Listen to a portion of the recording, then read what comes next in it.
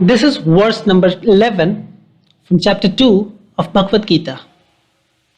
In this verse, the Lord says, "You grieve for those who should not be grieved for, and yet speak like a learned. Wise men do not sorrow over the dead or the living." This verse marks the beginning of the divine gospel of Bhagavad Gita. In the beginning of this verse, Lord reminds Arjun that he is grieving for something not to be grieved at. Now, why should Arjun not grieve for people he considers his own? To understand this, we need to look at the body and the soul as two independent entities. On one hand, there is soul, which is imperishable and cannot be harmed in any way. If that is the case, one should not grieve for soul at all. On the other hand, there is body, which is perishable and is decaying every moment. So grieving for ever perishing body is even not a wise stand. In this verse, Lord questions Arjun what you are actually grieving for.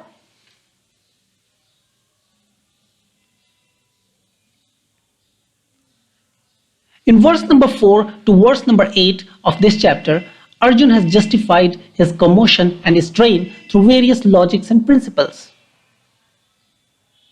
In this verse, Lord renounces his arguments by saying that you although talk like a man of wisdom, but you actually are not.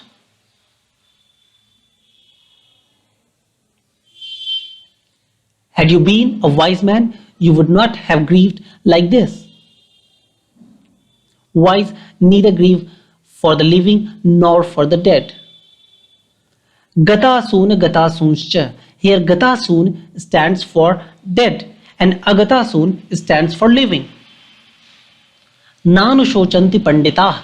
That is wise, do not worry. So who is wise in this world? Someone who understands the discrimination between body and soul is the only wise, and he never grieves.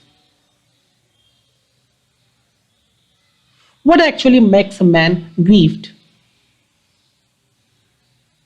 According to Bhagavad Gita, a man grieves when he puts objects and people into two categories, one's own and not one's own. Arjun was grieving and turning away from war because he considered warriors on the hostile side as his own kinsmen. With this sense of mind came the feeling of attachment, love, and desire for those kinsmen, and these feelings resulted in grief and perturbation which Arjun was going through.